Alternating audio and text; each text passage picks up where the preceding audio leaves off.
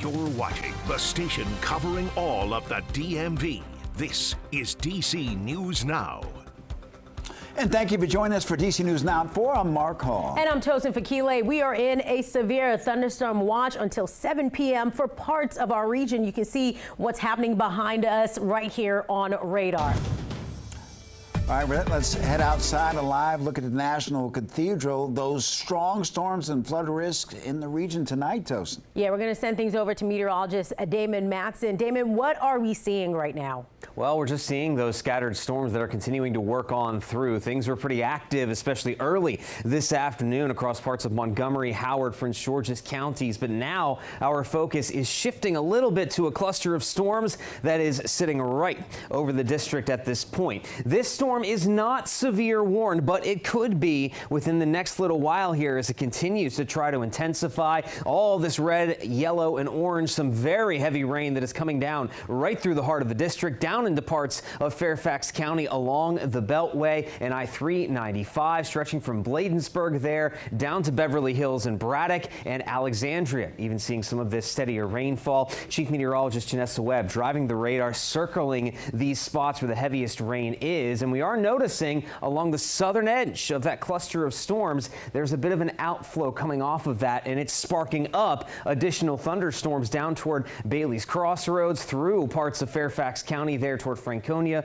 Newington, and then back over toward Clifton and Cloverleaf Farm Estates. I-95 getting hit by some of this heavier rainfall just off of the Beltway. So that's pretty much where we're focusing as we move forward here over the next few hours. That severe thunderstorm watch, it has been trimmed out of the district, much of north central Maryland. It continues until 7 p.m. down toward Stafford, King George, Charles, Calvert, St. Mary's counties. But even outside of the watch, closer to D.C., we cannot let our guard down for another few hours here because we also have that threat for heavy rainfall. A flood watch remains for the district and counties to the south until 8 p.m. So we'll continue to track the latest with these storms as they finish working through today, and then there's another round of severe weather likely on the way tomorrow. We'll talk about that in your full forecast coming up here in just a bit. All right, Damon, thank you. Breaking news. Karen Reed, the woman charged with second-degree murder, accused of killing her police officer boyfriend, has been found not guilty. Yeah, Mark, it's a story that's made national headlines as this is the second trial in this case. DC News Now's evening anchor Susan Tran has the latest development. Susan. Tosin and Mark, this case so heavily watched, there were text chains likely pinging with messages that a verdict was in. So here's what we know. The jury deliberating for 5 days, finding Karen Reed not guilty of the most serious charge of second-degree murder and not guilty of leaving the scene of a crash. But the jurors did find her guilty of drunk driving. Now, this is the second trial in an extremely divisive case, one that attorneys have presented either as a tragic love story or a sinister cover-up.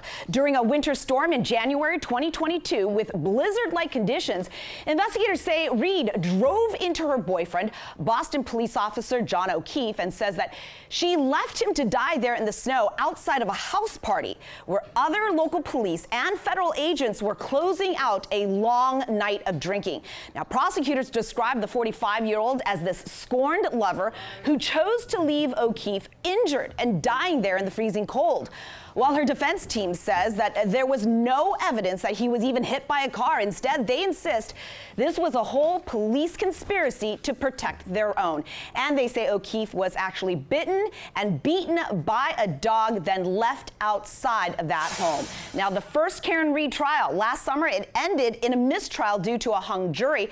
Now, though, with just a drunk driving conviction, she will likely only face probation.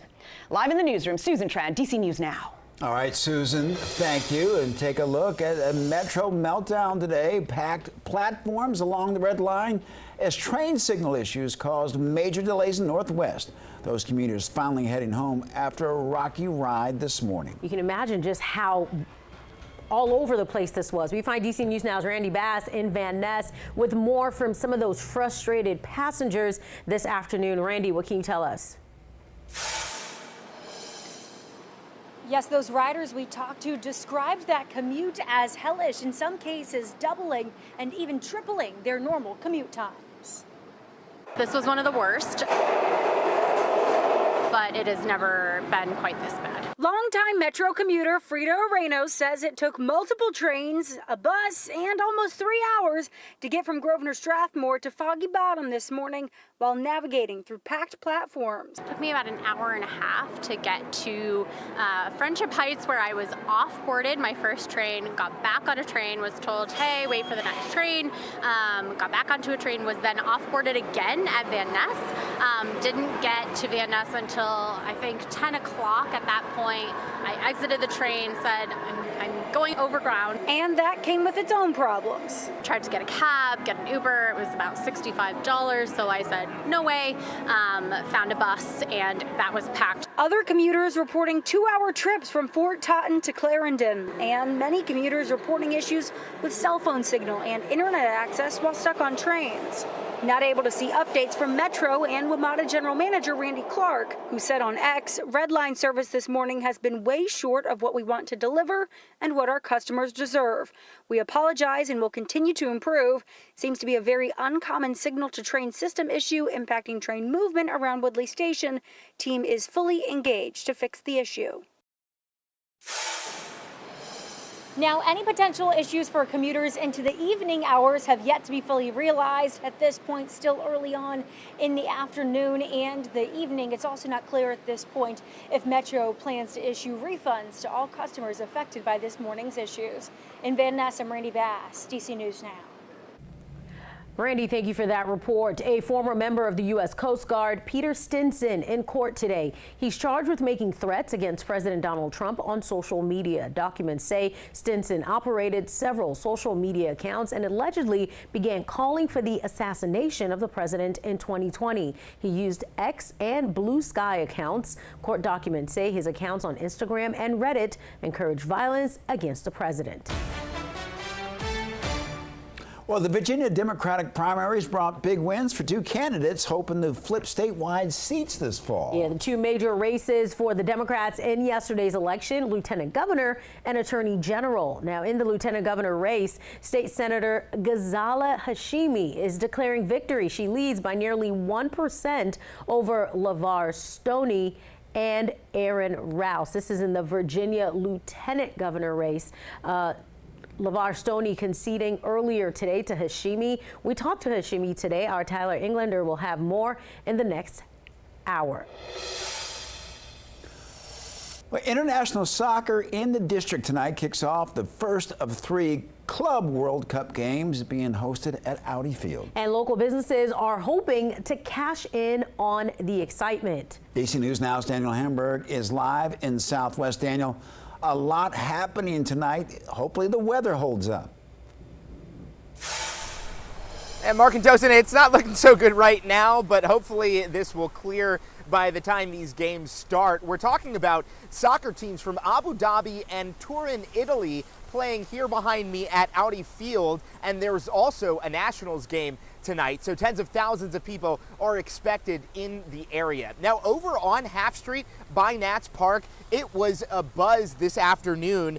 The Juventus Football Club is hosting a fan festival. It's the club's kickoff game in the Club World Cup. The team says they have fans from across the country and even around the world in DC for the match. We talked with one expert in the business of soccer who says this should be some of the best soccer that's happened in our region in a long time. And bringing these global brands to DC is great for our economy.